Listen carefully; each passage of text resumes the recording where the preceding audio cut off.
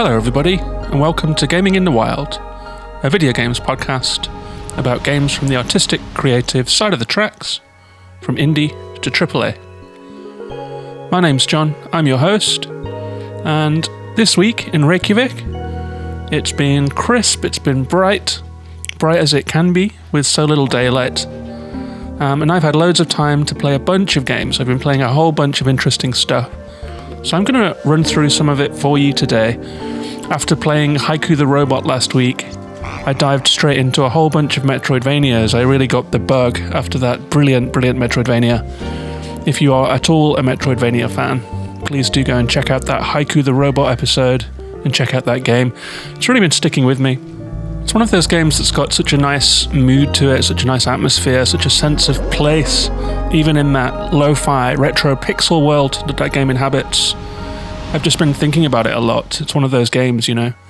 I also picked up a couple horror games. It's that time of year when I try and pull together enough horror games for an episode. So I tried out a little bit of Scorn, tried out a little bit of Plague Tale, just stuff on Game Pass really. And I've been scouting around for a few others to play, so I'll chat briefly about some of those. But the game of this episode, the featured game of the episode, is going to be a short game that came out of nowhere. I hadn't heard of this game before I got an email about it and liked the look of it, and so have dived into it. It's a game called Paradise Marsh, and I'm excited to tell you all about that one. It was a pleasant surprise. I don't see many folks talking about it, so I'm glad that I picked it up, and I'm glad that I'm going to be able to review it for you. But before that is the Roundup, and it has been Metroidvania heavy, so after Haiku I was thinking I'd like to play some more of that kind of game. It's been a while since I really dove into a big Metroidvania game, and I really like that genre. You know, I was an original Super Metroid fan who bought that as a Super Nintendo cartridge the year that it came out, and it was one of my favourite games on that system was Super Metroid. There's something about the formula of a Metroidvania, especially if you've played a few before, because they do tend to adhere to conventions that you can recognize. And so if you are a Metroidvania fan, you'll know that there is a double jump in your future, and you'll know when you see that slightly too high platform that you should remember it, that you should stick it behind your ear for later, because you're going to want to remember that it's there and come back and go and explore that area. And the same with, you know, breakable floors that you walk over and they throw up dust and rattle. Like, you know that at some point you're going to be able to come back there. And so there is this process of exploration in a game of that type where you're slowly banking, or at least trying to keep an impression of where there were explorable areas for later. And it means that as you traverse the same map areas, you do it differently. You'll often move differently. You'll often explore and think differently based on new abilities that you have found. And there's something innately pleasurable about the Metroidvania formula that I really like, even like in latter-day Metroidvanias like Control, which isn't a game that most people would think of as such. It is in a way. Like there will be abilities that you get in a game like Control that will allow you to explore more vertically, or to find hidden areas and that kind of thing. And I even felt the pull of the Metroidvania formula and that mode of enjoying games whilst playing Control. But all of the ones that I've been looking at, I did a little research into any that I might have missed over the last, 10 years or so. I have played Hollow Knight, but there are a whole bunch of them. It is like a thriving subgenre that never really goes away. The first one that I tried after Haiku the Robot was one that was recommended in Discord by Narita Boy, and it's called 8 Doors, Aram's Afterlife Adventure.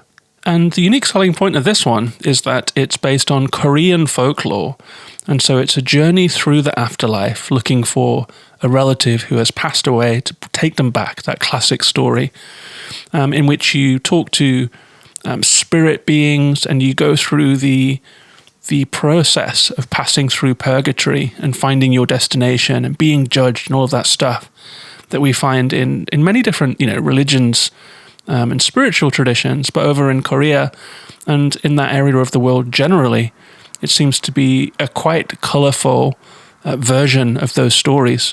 And so in this one, we meet lots of mythic-seeming figures. We meet judges. We meet all kinds of different interesting characters who will impart to you little nuggets of information about the world that you're moving through. So it's really important for a game like that to have a good premise, and this one does. It feels a little bit like Spirited Away in some ways, like in some of the imagery is the same, like the architecture and the process of queues of people who have become shadowy spirits queuing to be processed, much like they do in Spirited Away, and it has that vibe. It also has quite tough combat. I'm past 3 bosses, I think, and they were really quite challenging. Even the second and third bosses were pretty tough and took me like upwards of 10 tries. I think the tree boss that I've just defeated took me upwards of 15 or 20 tries. So it's pretty hard, but that's in keeping with Metroidvanias, especially post Hollow Knight. And whilst this one has a lot going for it, it's also perhaps... The movement isn't perfect, like the jump and dash feel a little low and short. I often felt like I wished I was airborne for a little bit longer or dash just a little bit further. But it is quite tight, like you will have boss patterns where they will do a ground attack, a horizontal attack, an area attack, and even warp near you for a short range attack. And you really have to master the dash and the jump and evasion and striking. There are different weapons and different skills that you unlock and all of that sort of stuff. So I'm enjoying that one. I think it's a little on the tough side. You have to be pretty focused to play 8 doors. So it's going to be a certain mood for me. But I will continue with it. I also tried a little bit of Blasphemous. This is a beloved Metroidvania with great pixel art in a kind of horror medieval scenario. So I just played the demo of that one. It's another tough one. It's fun. It looks beautiful. It has really, really nice pixel art. I love the palette and I love the enemy design and all of that kind of thing. I kept dying in it though and getting kicked back quite far. I think that for me lately, I have been talking about difficulty a lot on this podcast, and part of that is having a tired mind, like after a day of work, and not maybe being ready for soulsy reactions and total focus mentally. Like I'm a little bit checked out and just want to play something relaxing. And so that's part of why maybe I've been struggling with games that are above a certain difficulty threshold these last few weeks. I'm just tired. It's kind of why I stopped playing Elden Ring as well. I wanted to play games to relax, and so that's what I do. And if they are too hard, I just get a little frustrated with them and I don't feel fully invested in them enough to give the amount of focus they're asking for. But another game that I played and got a little further into is another Metroidvania called Sundered. This one is super pretty, super nicely illustrated. It has a hand-drawn style as opposed to the pixel art that dominates the Metroidvania genre as we know it. Hollow Knight hand-drawn too, but this one has a nice graceful pen in the artwork. It feels stylish. The movement is slick, nice fast traversal. You get a jump and a dash and various different attacks, an overcharge attack. This one is a little different. It's a little roguelike, I believe. So you die, you come back to the beginning, you unlock new skills, and then you go on another descent into this interesting world. So you're going down and down and down.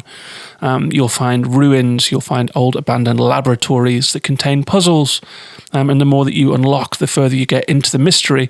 And there is a nice sense of mystery to this one. It also has waves of enemies, like swarms, that will randomly occur. So this one's trying to break down some of the classic Metroidvania map by having a shifting map and by having more random enemy encounters. I'm yet to decide what I really think of that.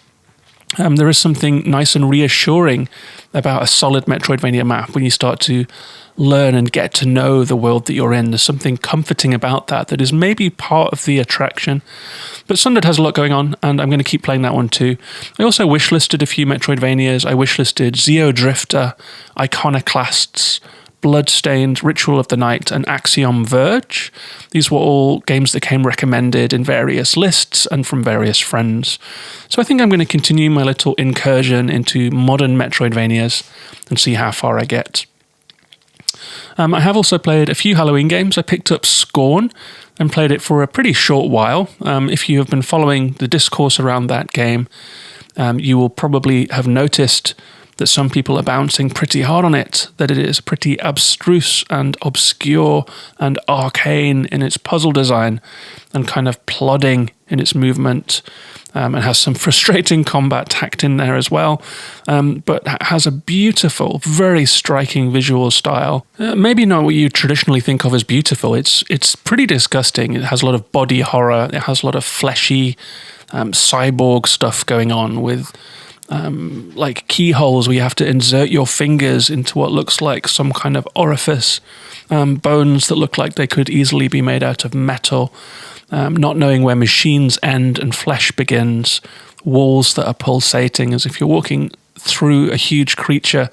So it's got body horror, it's got that sort of sci-fi gothic feeling that we see in films like Alien and that sort of thing, and David Cronenberg stuff. And I can see why some people have gravitated to it, but I don't know, I'll talk about that one more later. Maybe if I do pull together a Halloween episode. It will also feature A Plague Tale Requiem, another game that came to Game Pass this week. It's the sequel to A Plague Tale Innocence, which I have reviewed on this podcast. It's a huge visual upgrade. I've played the first chapter, done the tutorial, and gone through a couple of the early scenarios. It looks spectacular. There are some real amazing dream sequences. I love the rendition of nature in this game, the trees. It has a Last of Us 2 quality to the way that it's rendered. And it has a Sony exclusive kind of vibe to it too, that third person running through sort of wide linear corridors, carrying out bits of stealth, bits of combat, bits of story. The facial animations seem to have been upgraded as well. My early impression is that the gameplay is close to identical to the original game. So depending on what you thought of the gameplay of A Plague Tale Innocence, that might inform what you think of Requiem.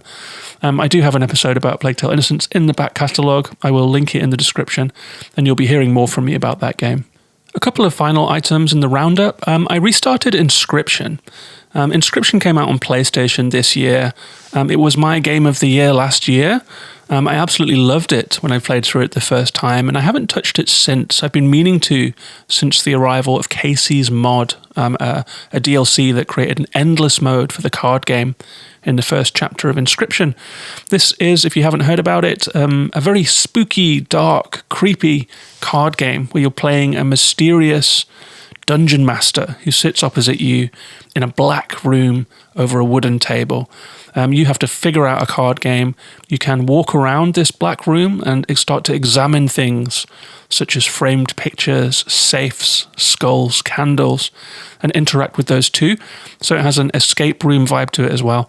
And I've been replaying it. I was asked to talk about it on another podcast. I'll let you know when that happens and when it goes live. So I decided to play it again to give myself a refresher.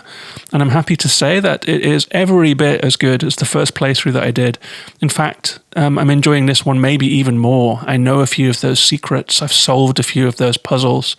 So I'm really flying through it. I put 4 hours into it this week, and I've really enjoyed it. It's such a compelling game. If you are yet to pick up Inscryption, it is October. It is Halloween season. This could be the time. It's a perfect game for it. It's just the black humor and the spooks of it. It does such a good job, and the card game itself is just wonderful. So if you're on PlayStation, Inscryption is now with you. Highly recommend it. And if you're interested in hearing me talk about it more, 1 year on from my original review, I will be linking that guest appearance on the show on my social media when that goes live.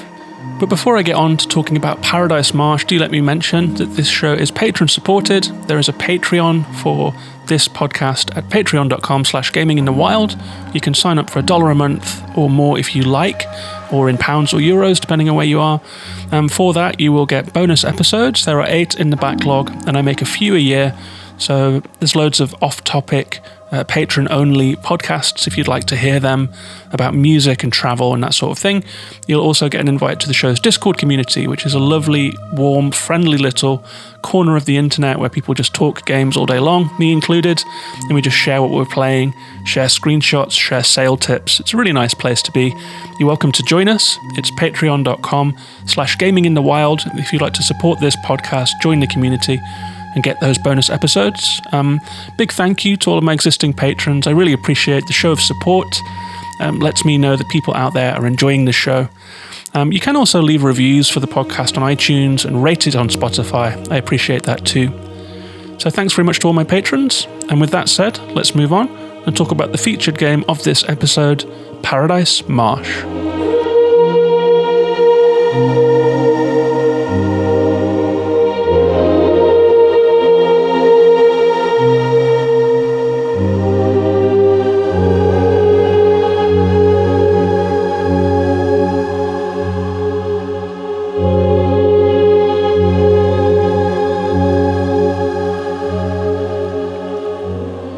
So Paradise Marsh is a game that came out just last week as I'm recording this, in October of 2022. It is a game by solo developer Etienne Trudeau. It's published by Pop Agenda, and it has additional writing by Raphael Dali. It has a soundtrack by Disasterpeace, the well-known video game composer who made some classic soundtracks already in his career, including Hyperlight Drifter, which has an absolutely beautiful synth soundtrack. He also did the soundtrack for Fez, another Pixel classic, and more recently he did part of the soundtrack and sound design for Solar Ash, the second game by the Hyperlight Drifter studio Heart Machine. Anything that Disasterpeace makes, I will listen to. I absolutely love his work. I think that anything that he works on immediately gets a few extra points. He is a master of making an atmosphere, and especially the kind of atmosphere that I like a dreamy, expansive sound. And so it's a real get for Etienne Trudeau. Having Disasterpeace attached to this game is a really good fit. It is the kind of dreamy game that will suit Disasterpeace's work, and the soundtrack is lovely and adds a huge amount to this game, along with the sound design. The game was released on Switch, Xbox, and Steam. I played it on an Xbox. It ran perfectly, 0 bugs, completely clean. It's not a hugely demanding game technically, so I imagine that it would work well on Switch as well. And this game was 2 years in development and seems to have been made with a lot of care and a lot of love. The writing is good and it clicks with the concept of the whole thing. The visual style feeds into the gameplay nicely, and Disasterpeace's soundtrack is a real bow tied onto the whole thing. They've done a great job here. There hasn't been many reviews of this one yet. It doesn't have a Metacritic score, but what reviews there are seem to be giving it about 4 out of 5. It's a short game. How Long to Beat has this one at 1.5 to 3 hours. I clocked in at 2 hours, but I was missing a couple things to 100% the game, and may well go back into it because it's so relaxing to play, just to tie up those last loose ends. And the developers describe it like this. Stars have vanished from the sky and scattered around in a perfect wetland crawling with wildlife. Catch bugs and chat with delightful characters while wandering through peaceful scenery. But don't lose sight of the night sky. The constellations need help. And my take on this one is that it's a short, dreamy journey through a colourful, endlessly generating wetland in which you catch frogs and insects to restore the stars in the night sky. It's a surprisingly psychedelic experience that does a lot with a little. And this game begins when your character opens their eyes, looking into the sky, looking up at these cartoonish stars, and you're prompted to hold down one of the trigger buttons and to trace a pattern, to trace a constellation. You'll see stars that pulse in rhythm from top to bottom and left to right, and you have to just trace out the shape that they are making. And when you do so, that constellation starts to glow and springs into life. And you'll notice that all of the stars around it are starting to tumble out of the sky and fall to earth as shooting stars. And then a beam of light shoots out of the night sky and a butterfly net floats down to ground level. You stand up, it becomes daytime, and you are holding that butterfly net. You get a prompt that you have a notebook that you can open. And with those two tools, you're basically set free into the wide wilderness of this game. And the gameplay is pretty simple to begin with. You are just walking around in this wetland, so there are small land islands with narrow streams between them that you can swim across if they are deep enough, or you can just splosh across on your feet. There are trees around you, there are these little bulges of land with different things on them. And so you just wander around at first, just taking it in, walking at a gentle pace, noticing things, noticing the sounds around you, noticing the colour of the sky changing. It's really beautiful. There are some lily pads sometimes in the rivers between these little islands, these little islets rather. There are some mushrooms dotted around. If you jump on them, they bounce you to move you faster. There are things to eat that you'll find lying around sometimes, like an apple on a tree that you can pick and eat to run a little faster. But it's generally a very sedate experience, very relaxing. And I got a nice feeling playing it right away. It's a game about wandering. It's a game about thinking. The gameplay is minimal and undemanding. It's combat-free. The story is quite loose. You can hold the story quite loosely. It doesn't try to pin down meaning too much. It's got a relaxed, open-ended feel to the whole thing. You just have a lot of fun in this game, just walking, trying to figure out what's going on in this place that you found yourself, trying to figure out who you are and what you might be doing there. And it all starts to come together quite slowly as you play through the game. And I think that this game works with this minimal gameplay design because it's an aesthetic as well as a gameplay and story experience. It has a very distinctive visual style. It is 3D and first person, so you're walking around in a landscape, but it's not realistically rendered in any way. The visual style is lo-fi and kind of old-fashioned feeling whilst still being 3D. It reminded me in a way of A Short Hike, which is a game that is made with polygon graphics, but had a pixel filter over the whole thing that made it feel kind of crunchy, kind of old school. So it had that wonderfully retro feel. But in this game, it's actually in a modern 3D environment where you can just turn around and wander freely. You can see trees in the distance and walk up to them and that sort of thing. So the game is made of polygons, but it has post-processing pixel effect laid over everything. It also has a lovely, soft, bright, old-fashioned video gamey palette. The palette is very important. It doesn't feel real. These aren't naturalistic tones. They are bright. They are almost neon bright at times. And that includes the sky. That includes these crunchy leaves that you're walking under that look like they have a pixel edge to them all. And like in A Short Hike, you can actually turn up the density of those pixels too. In this game, it has a really, really cool addition in that if you would like to have a more pixelated look, then you switch on the maximal pixel filter, then the music changes too. And you can also opt for a smoother look if you would like to. The visual effect, the kind of shimmer that you get might be off-putting to some people. And so you can turn it off if you want, and the sound becomes even smoother. And it got me thinking that A Short Hike had a classic feel to it that probably helped me along in my decision that game was, in fact, like a modern indie classic. And this game borrows that visual style, polygons with pixels in a beautiful 3D way. And I think it does well for that. It helps to add to the atmosphere. It has a mysterious atmosphere that's also somewhat retro and classic feeling. And classic video game feeling, the pixely feeling. It reminds me a lot of, I think that maybe the closest reference point to this game is a game called Proteus. If you haven't played this one, it is on PlayStation Now. You can also find it online. It's a dreamlike 3D world that you can wander through that has like a pixely depiction of nature, and it's very mysterious. It is a walking simulator in the truest sense of that. You just walk around in Proteus. But it is a bit of a classic. It has a really cool atmosphere to it. It's very short. I really enjoyed my time with Proteus. It's a wonderful looking game, and it really has something of its own going on.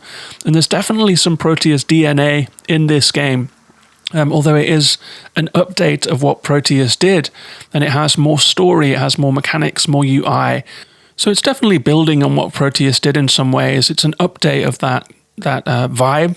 This one has a similarly mysterious, freewheeling, dream state sort of atmosphere to it, but just with more layered on top of it, more things to do, more ways to interact, that kind of thing.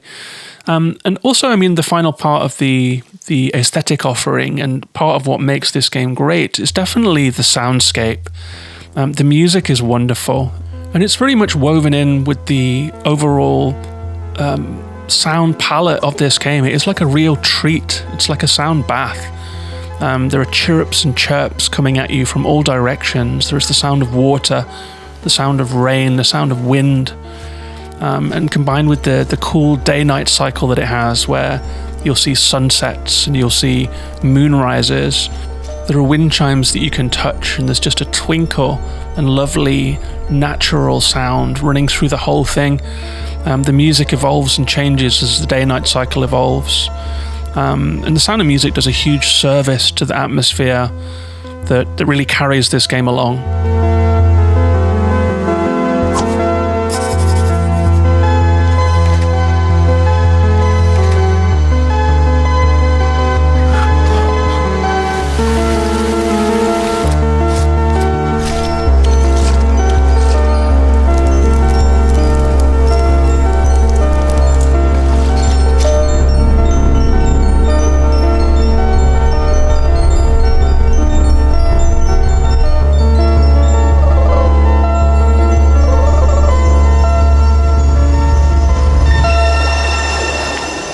And there are different biomes that you can explore in the game.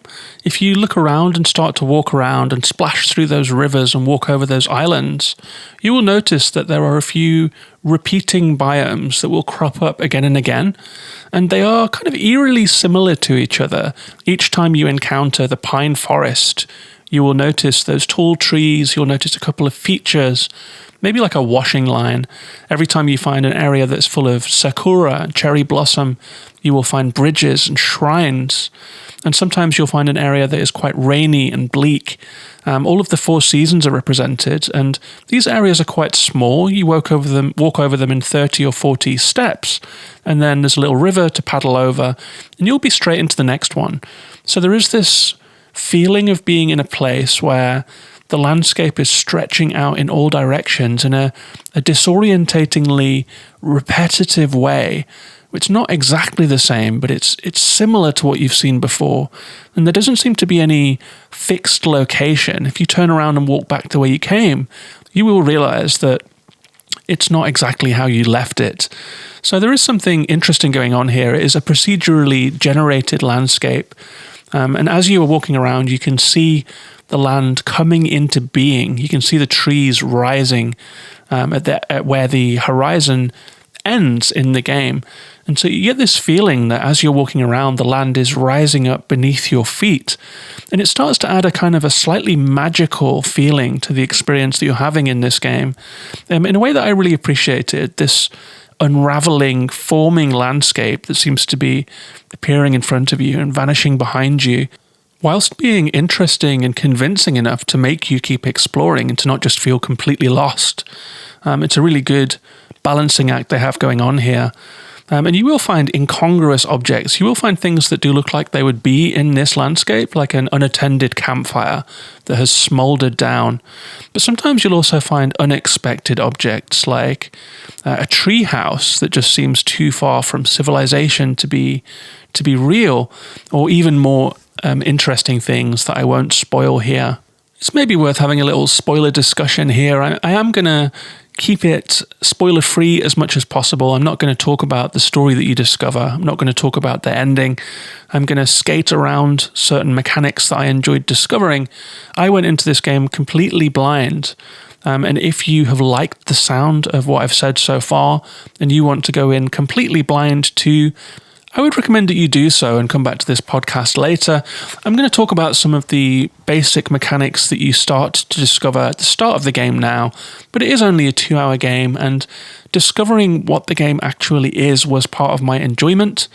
So as I said, there won't be any big spoilers here, but if you do want to make all those discoveries yourself and just wander through the gameplay, I would say go play this game. It's a heavy recommend from me, and come back to the podcast later.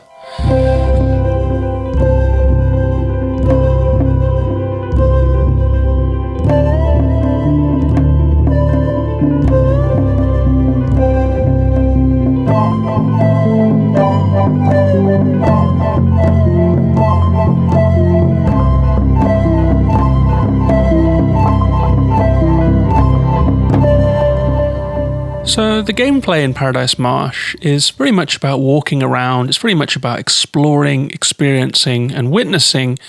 But there are things to do here as well. There are mechanics that you can engage in. And the main one is catching insects. You know, this is very much the game's selling point, so it's not a big spoiler. It's in all the trailers, it's on the cover, it's in the description. You'll be walking around this wetland and you'll be catching animals.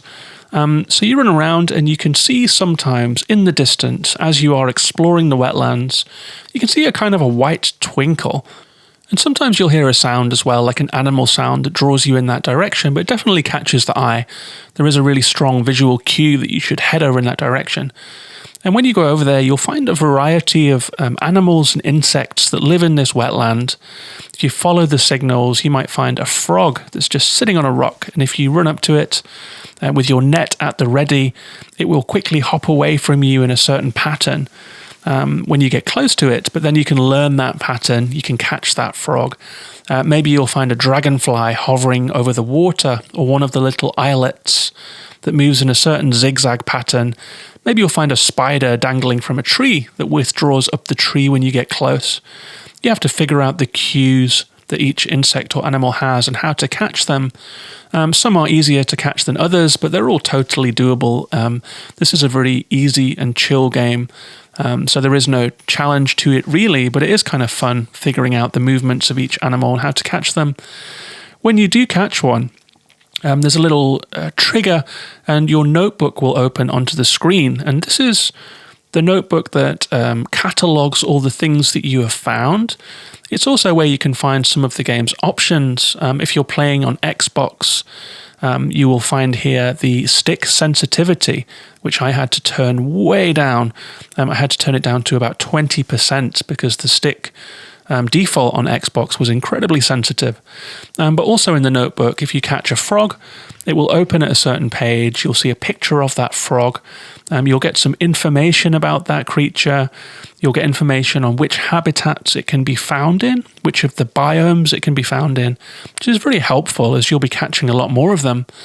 You'll find information about what conditions that it likes, for example, day or night or rain or sun.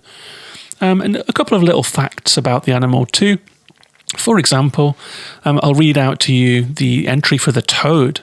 So it tells you the name of the creature and its Latin name. So the toad is Anaxyrus americanus. Its habitat is the gloomy woods, the swamp and the frozen marsh. The fact is that it lurks in unusual places. And then the text is that the toad is often associated with seers and prophets. This amphibian is usually a synonym of visions and rebirth. And then the last item in the toad category is a star diagram. There is one star for the toad that you've caught, and then there are 3 question marks telling you that you need to catch 3 more. And so you start to run around in this wetland, just catching all manner of insects and animals. And I found this to be really enjoyable, kind of joyful. It was a really, really pleasurable activity, just running around this day-glow, pixelated wetland with the day-night cycle, with the weather changes, with the beautiful visual variety, and the nice gameplay of just using the net to catch things, creeping up on things.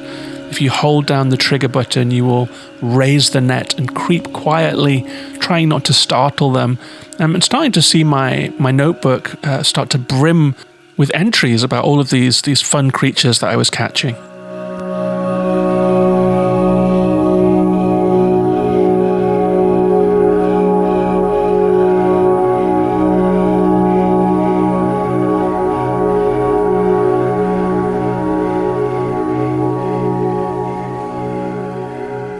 And another feature of the wetland is that as you are running around in this infinitely procedurally generating wilderness, you will find things that repeat.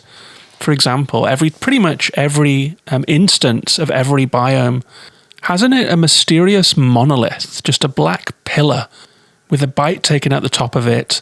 And at first I was wondering what these are for, and I was looking at them, and then as night started to fall, the pillar started to glow, and it actually sent a blast of light up into the sky. So I went over there to check out what the the monolith was doing. It was clear that I was supposed to go there. It had light swirling around it, and if you interact with it, you'll get a different view of the game. Your character will look up and you will see that all of the animals that you have caught have been projected up into the sky, and they've turned into stars, the stars that had fallen. So all of those fallen stars from the intro have manifested on Earth as animals. You are running around catching the animals and using the monolith to send them back into the night sky.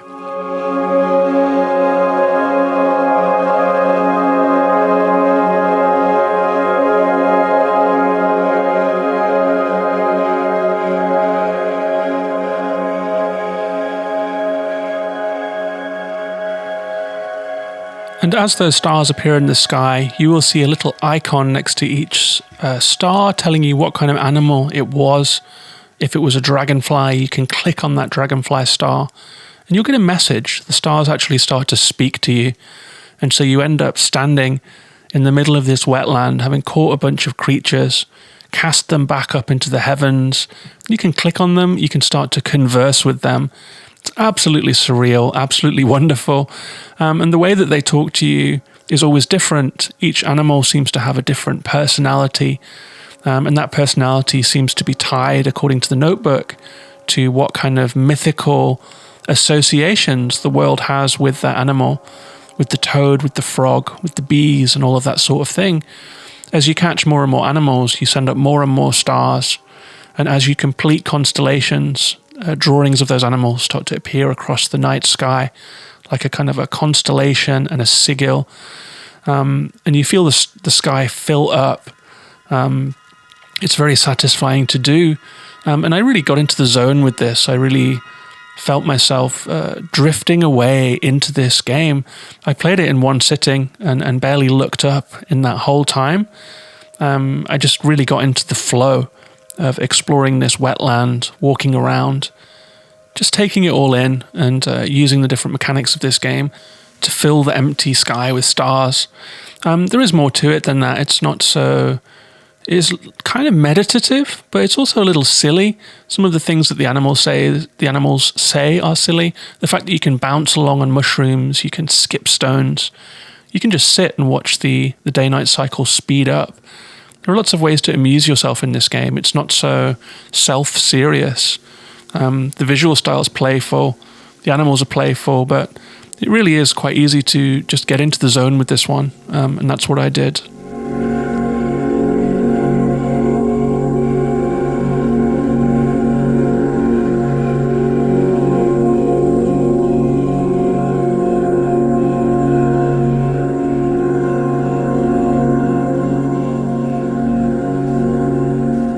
There are a few other things you can do too. You can find some, like as I said, you can find benches and stools to pass the time. You can find and eat mushrooms that will make the world go woozy for a little while. You can find things like ice boxes and monitors and axes in wood that give you this strange feeling of being in something that might be a dream, but then again, seems to be like the waking world, but just with a strange quality to everything. That seems to seep through everything that you're looking at, everything that you're hearing, and everything that you're doing. There is a sense of surrealism to it all. It's quite enjoyable, and a sense of playfulness to it all too. So you wander around, you catch things, you watch the day turn to night, and the night turn to day. You catch enough creatures to start completing constellations. The more creatures that you find, the more conversations that you have. These are quite philosophical or silly, and they might make you laugh or make you think. And as you collect more and start to complete the constellations, your notebook starts to fill, the sky starts to fill, and then you end up with just a couple things left to finish the collection. You can look in your notebook to find out where each animal is. You'll start to see less sparkles as you're looking around, as the marsh starts to empty and the sky starts to fill. And eventually, when you feel ready, you can end the game and finish your collection.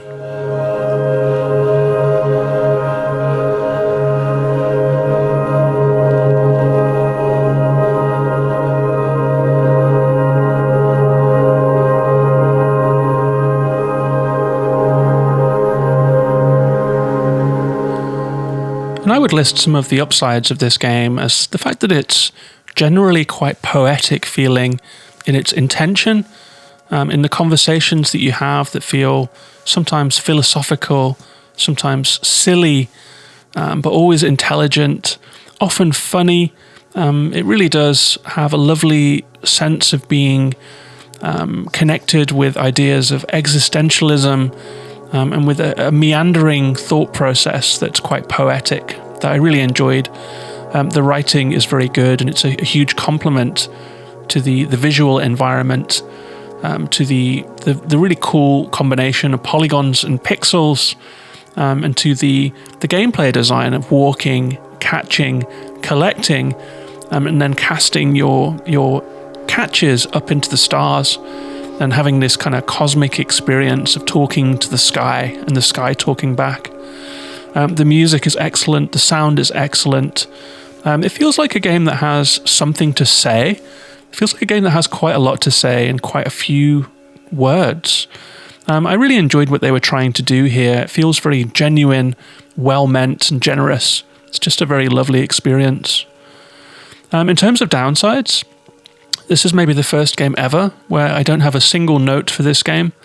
I would say that it's quite an unguided experience in some ways. It just drops you in, lets you get on with it. But I was here for that.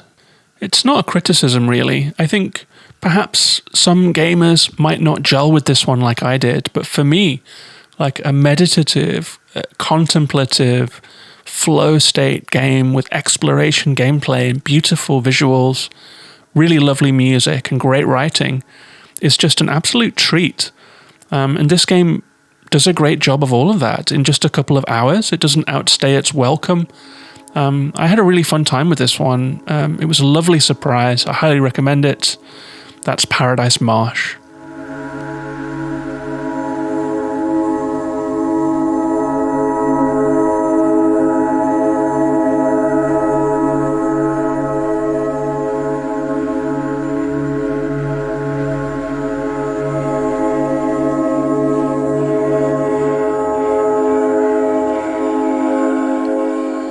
So I hope you enjoyed that review of Paradise Marsh. I really enjoyed playing this game.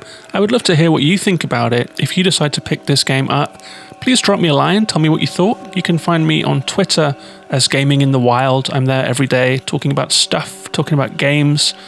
So I'd love to hear what you think of this game. If you've got a game that you'd like to hear about on this show, you can also find me there. You're also welcome to come and support the show via the Patreon. It's patreon.com/gaminginthewild. If you'd like to spend $1 a month on supporting this show, showing your support for the show, joining the Discord, getting the extra episodes, patreon.com/gaminginthewild. I also really appreciate any feedback, any comments. You can email me if you want to. johnisgaminginthewild@gmail.com. You can leave reviews on Apple. You can leave star ratings on Spotify if you're listening there. I see all of that stuff and I very much appreciate it. So thanks to everyone that does that. I'll be back next week with another episode. Not sure what it will be about yet. Maybe it will be time for the Halloween episode. So I might be playing some horror games across the next week. But at least Paradise Marsh was a lovely, soft and gentle experience that won't scare anyone too much, I think. Thanks very much for listening. Take care of yourselves and each other. And bye-bye for now.